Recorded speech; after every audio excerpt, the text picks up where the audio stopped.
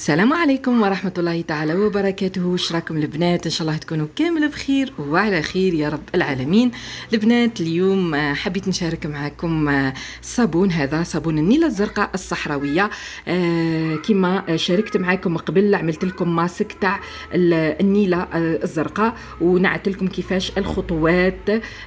تلقاو الفيديو في القناة تاعي. ها هي الصابونة، شوفوا البنات ما شاء الله تجي كبيرة، شوفوا الخش نتاعها. ها هي انا شريتها من الحانوت تاع اللي يبيع الاعشاب.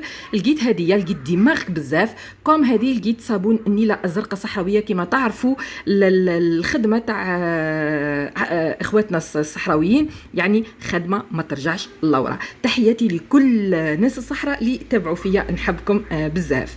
شوفوا البنات، صابون النيلة الزرقاء هنايا واش قالك؟ هو قالك تفتيح البشره وازاله البقع الداكنه. هو صح، يعني النيلة الزرقاء راهي تفتح البشره بصح كي داومي تقدر ديري كيما نقولوا مره في الاسبوع ولا مرتين في الاسبوع الماسك تاع النيلة الزرقاء، ولا تغسلي يوميا بالصابون النيلة الزرقاء. يعني كي ما تعمليش الماسك ما عندكش البودره تاع النيلة الزرقاء، اشري صابونه واغسلي بها. يعني الافضل تغسلي بالصابونه. هنا طريقه الاستعمال تاع الصابونه كيفاش راح نديرها.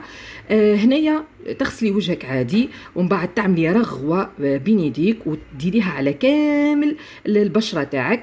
ايفيتي فقط دائره العينين ما نعملوش عليها. هنايا نخليوه دوري، اخدمي خدمتك عادي في الدار. ومن بعد زيدي كي تحسيها شاح وجهك، زيدي ارجعي، زيدي اعملي رغوه تانية وزيدي حطيها فوق الطبقه هذيك الاولى، زيدي خليها هكا شويه.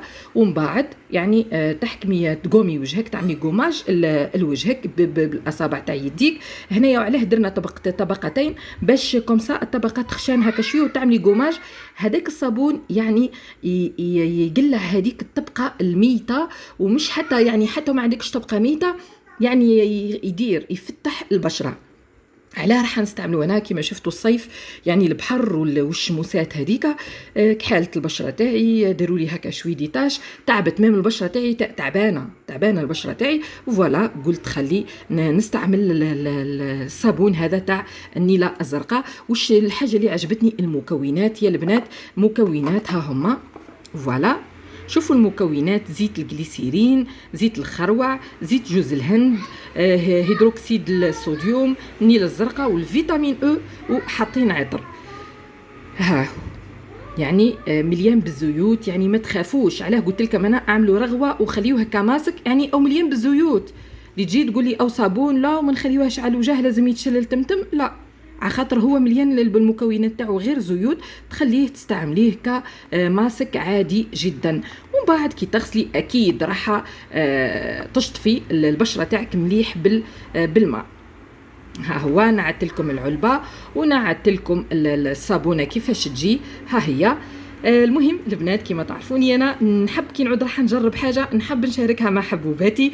في الاخير نقول لكم قبل ما نقول في الاخير، كي تغسلوا وجوهكم تنحيوا هذيك الصابون كامل، الترطيب يا البنات، ثم الترطيب. ننصحكم بالترطيب يا البنات. تحبوا ديروا كريم ايدغاتونت اللي عندكم انتم اي ماركه ما يهمش، ولا تحبوا ديروا زيوت ترطبوا بها، زيت جوز الهند، زيت الجرجير، ليسونسيال. في الاخير نقول لكم اللي شاهدت الفيديو حتى الاخر ما تنساليش تعملي لي جام وتعليق اكيد، وبارطاج الفيديو للحباب. نحبكم بزاف ونخليكم في رعايه الله وحفظه، وسلام.